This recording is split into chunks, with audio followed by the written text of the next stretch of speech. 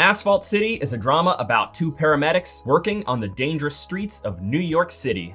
This movie was originally titled Black Flies based on the book. We follow Ollie Cross, played by Ty Sheridan. He's a rookie EMT who gets paired up with the veteran Rut, played by Sean Penn. The two of them have to respond to emergencies in some of the city's most rundown areas, putting them in many dangerous situations and facing them with challenging decisions on how to prioritize treatment. So I would not say that this is the core subject of the movie, but one of the more mentionable ones is definitely guilt. We watch these two paramedics struggle under the pressure of having to make decisions quickly, and whether or not those decisions are the right ones is a bit ambiguous. It's completely normal to feel a sense of guilt when your efforts in trying to help somebody fall short, even if it's not technically your fault. So when there is ambiguity around human error, it can put you in a really dark place, and that's what we see these characters struggle with. As a rookie, Cross doesn't quite have triage down, which puts him under a lot of stress when things don't go as planned. And Rut is a guy who is not past disregarding standard protocols for his own convenience, so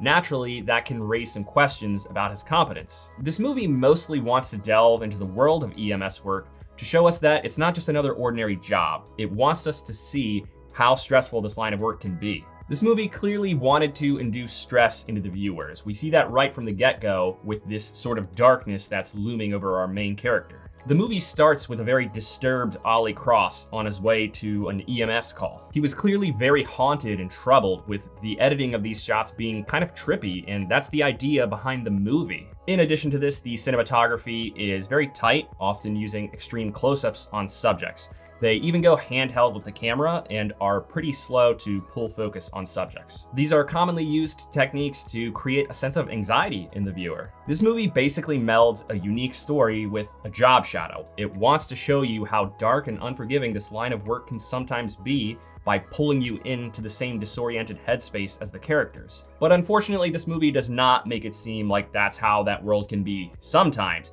It basically just makes it seem like that's the norm, that this line of work is just dark and hopeless all the time. This movie is extremely gritty, and it's not like Zack Snyder, where he tries to be edgy and fails adorably.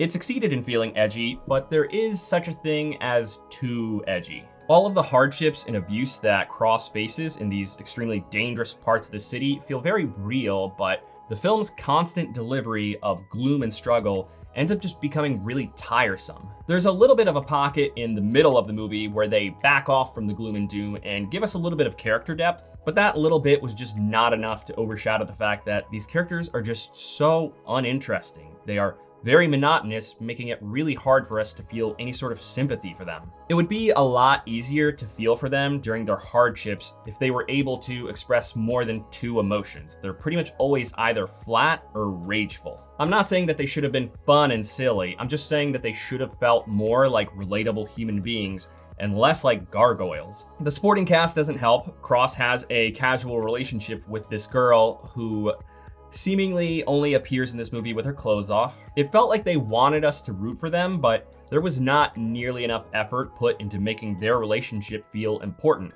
because we just don't really see them connect on an emotional level. Cross also works with a cruel and crooked paramedic played by Michael Pitt. Everything that he contributes to the film is just peak maximum edginess in a way that feels unrealistic, and that really undermines the movie's otherwise very realistic tone. At one point, he puts something sickeningly cruel into Cross's locker that was just downright unrealistic in a professional setting. And even worse, their supervisor, played by Mike Tyson, saw this and continued to give Cross a hard time over it. I can suspend my disbelief in superheroes to enjoy a movie, but I cannot suspend my disbelief in working professionals in this industry being so sickeningly inhumane to each other. Like, seriously, the only thing they could have done to make the movie any edgier would be if they made all of the paramedics do fentanyl after every EMS call. Okay, so before this next bit, I really want to clarify that I am really not the type of person to address race when analyzing the cast of a film. I try not to project opinions about race onto a film that isn't explicitly telling a story that involves race. Of course, I am still always happy to see that films are being inclusive and reflecting the fact that this world has many types of faces, but in this movie's case, I have some thoughts. We see our two main characters responding to a lot of different incidents in pretty deteriorated urban areas, including incidents caused by gun violence, drug overdoses, and domestic abuse. And in just about all of them, they were minorities.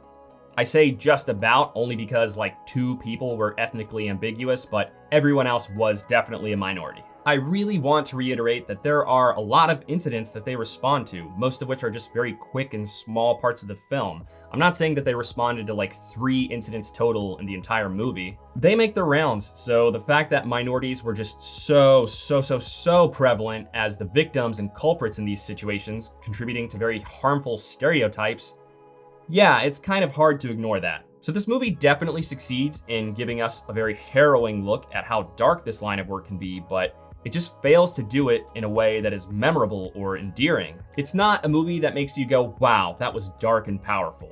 It's a movie that makes you go, wow, that was dark and miserable. Overall, it was mostly just exhausting and depressing. I gotta say, I was really looking forward to this one, but it was pretty disappointing. Maybe with a bit more humanity and character depth, it could have been great, but it just felt hollow. This will likely come to streaming very soon. If it's included in a streaming service that you already have, it could be worth watching if you like gritty characters with no personalities, but don't expect anything thrilling or tearful. Thank you for watching this review. If it brought you any value at all, please consider giving it a like. It really does help the channel grow. I'll see you later this week with my review of Civil War.